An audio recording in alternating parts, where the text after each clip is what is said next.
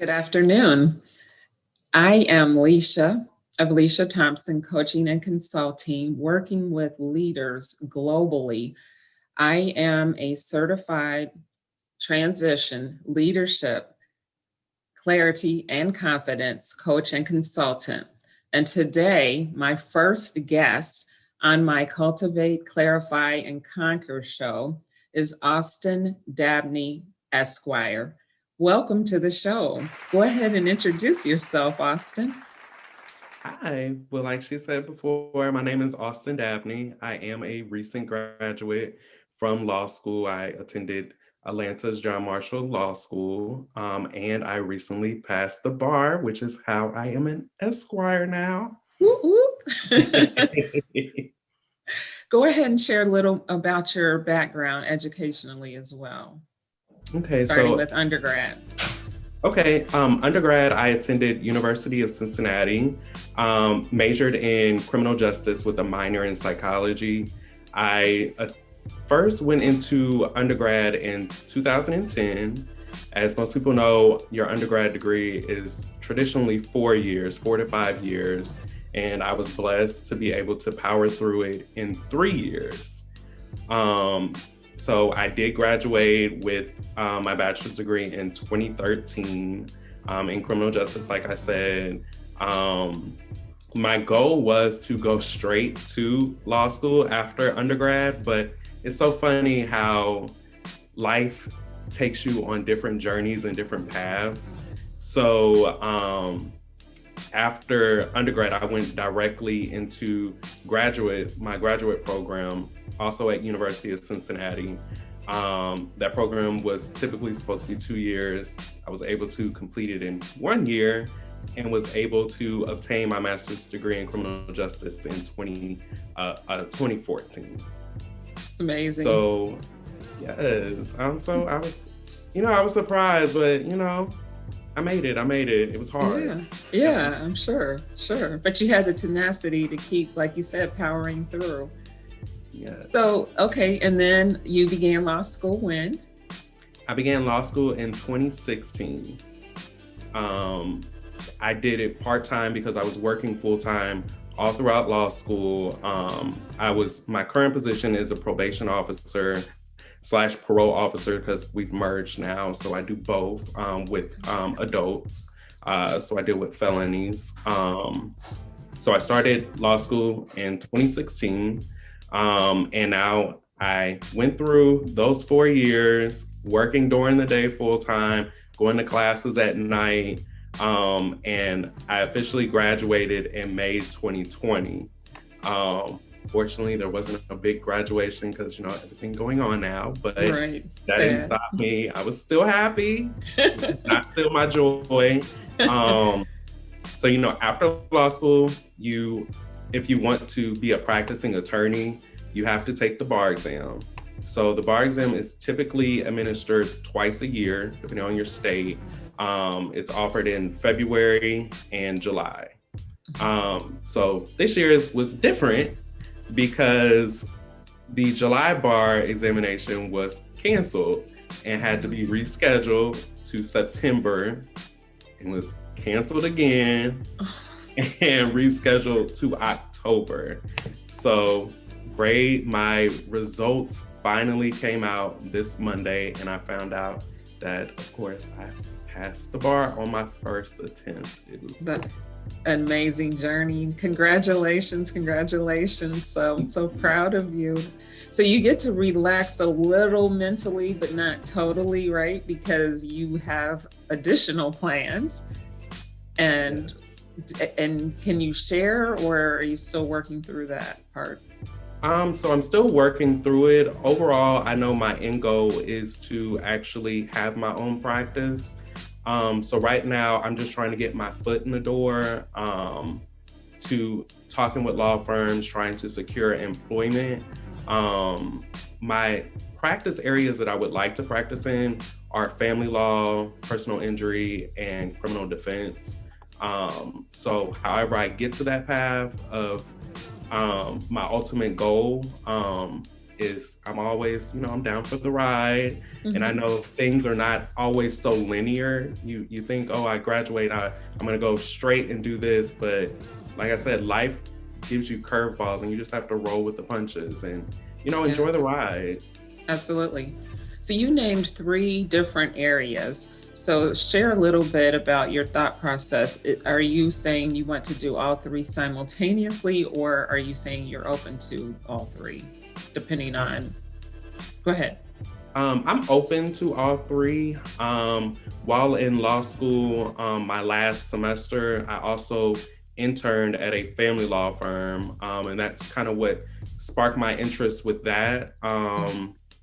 Because yeah, all three of these areas are really different. Mm-hmm. Family law, you're dealing with divorce, child custody, adoptions, things of that nature.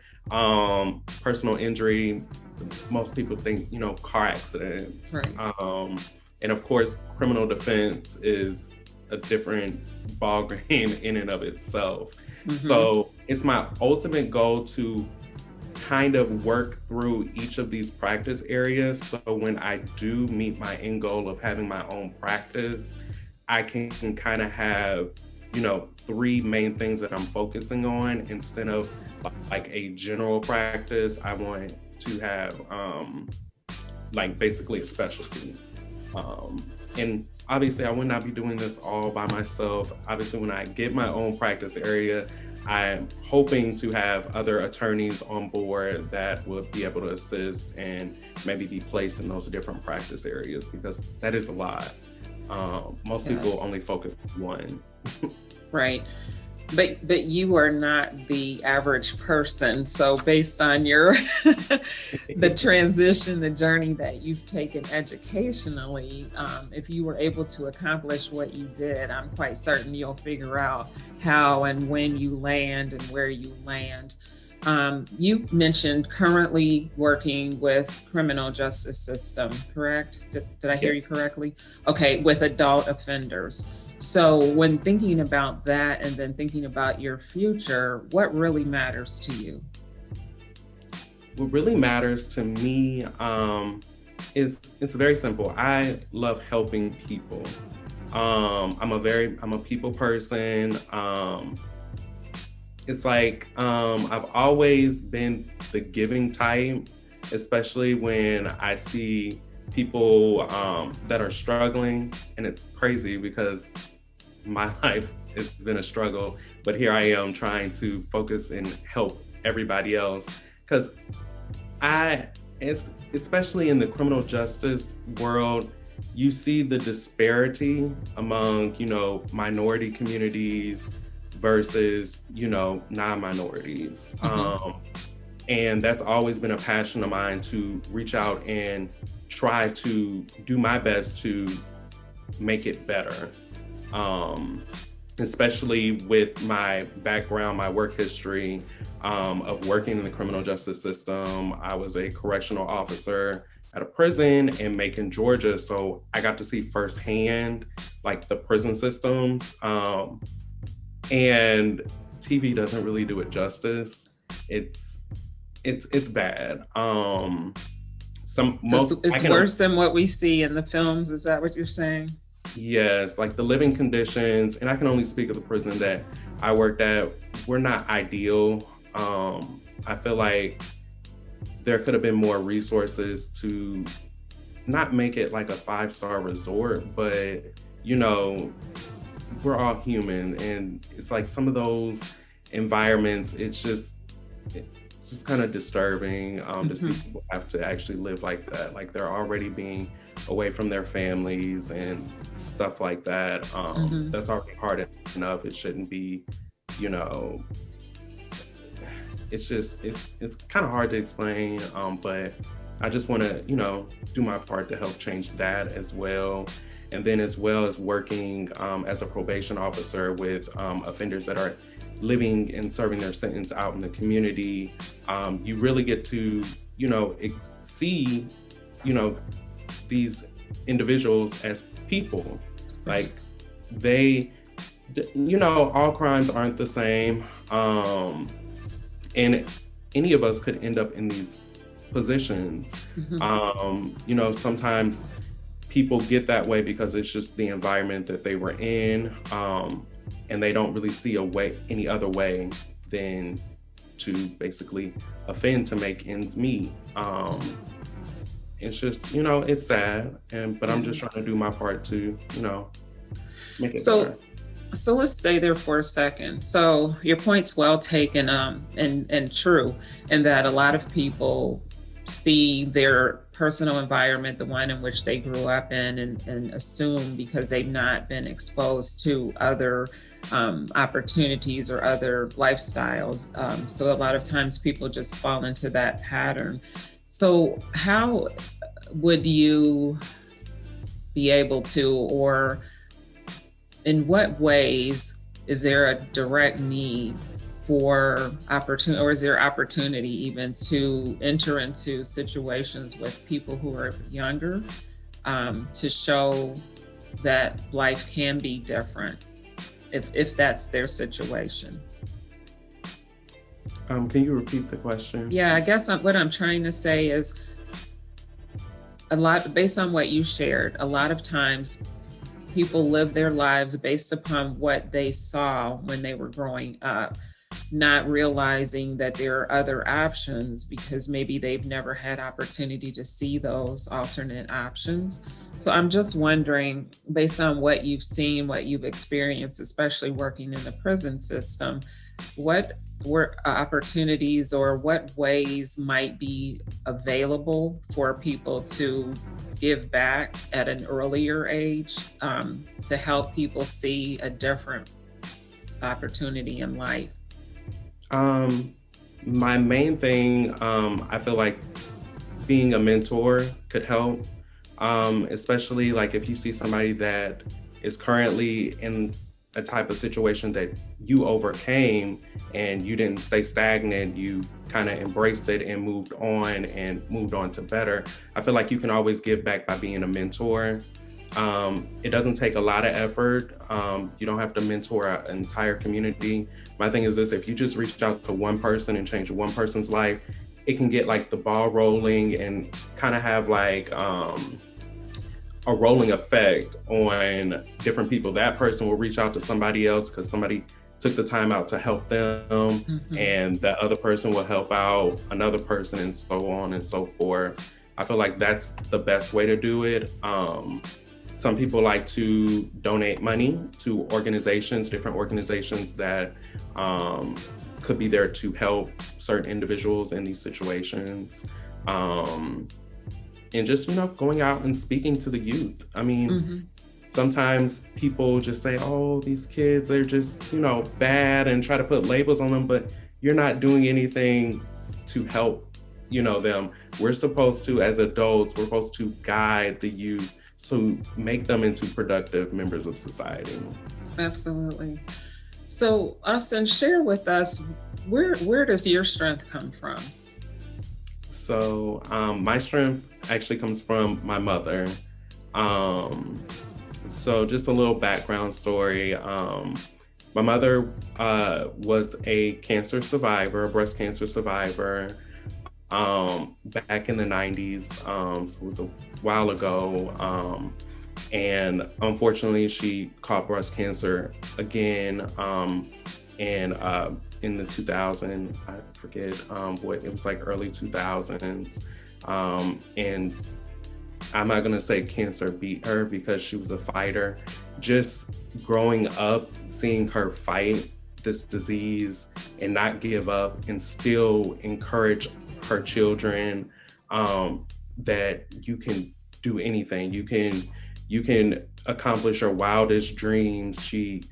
We're not always financially stable, but she did everything she could, took odd jobs to make sure that we got into the best schools, whether it was private or public education, just make sure it was a very good school, because her thing was education is key to your success.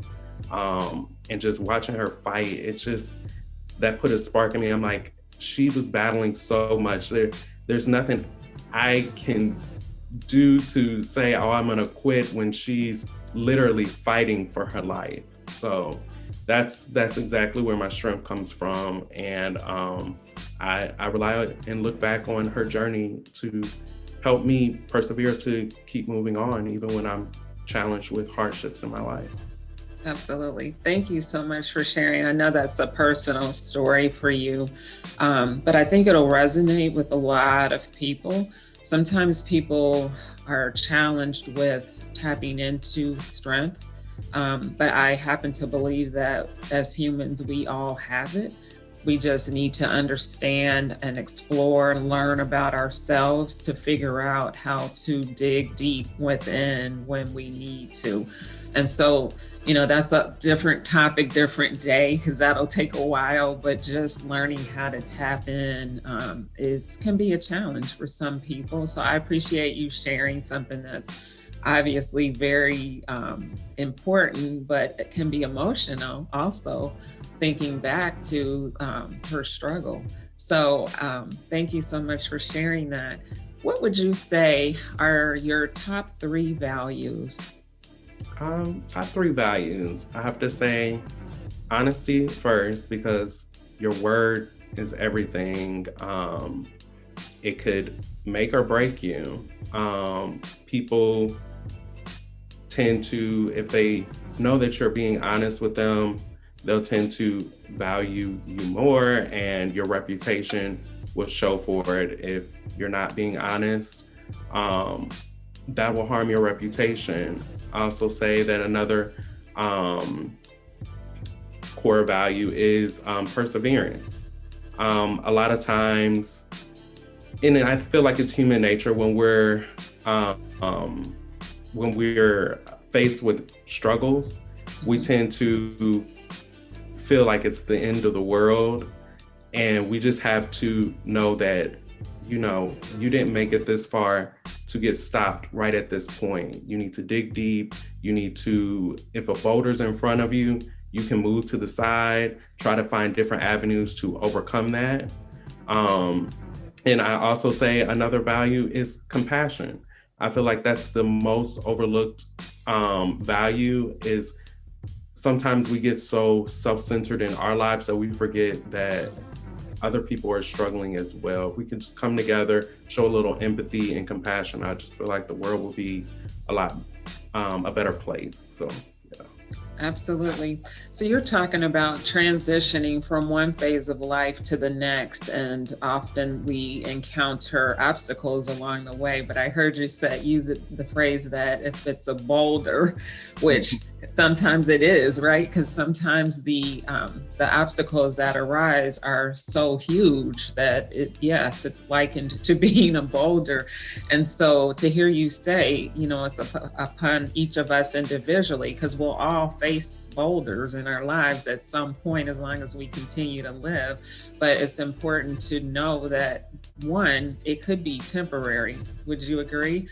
And so if we look at things, long term, those boulders, when they arise, are temporary. We just have to figure out the strategy to be able to not let self-limiting thoughts enter our head, negative self-talk, which sometimes prevents us from having the power to move forward, or even the desire. So hearing you say that totally aligns with the type of work that I do with individuals. And although you're not my client, your story is very empowering for people who are my clients. And so I appreciate you participating with me today on my Cultivate, Clarify, and Conquer show as my first guest. So I'm honored. I'm so honored. Oh, I'm honored that you took time to share your story. And is there anything in closing that you would like to add?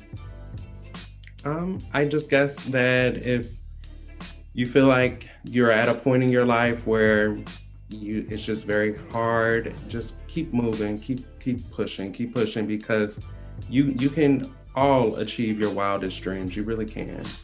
Absolutely. I agree with you. Well, thank you so much. I'm going to go ahead and end now.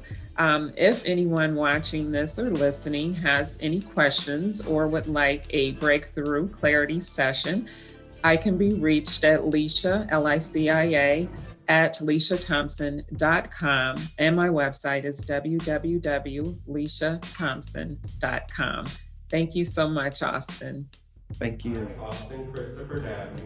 Swear that I will truly and honestly, Swear that I will truly and honestly, justly and uprightly conduct myself as a member of this learned profession and in accordance with the Georgia Rules of Professional Conduct as an attorney and counselor, and that I will support and defend the Constitution of the United States and the Constitution of the State of Georgia. So help me God. Congratulations, you are now sworn in to practice law in the state of Georgia.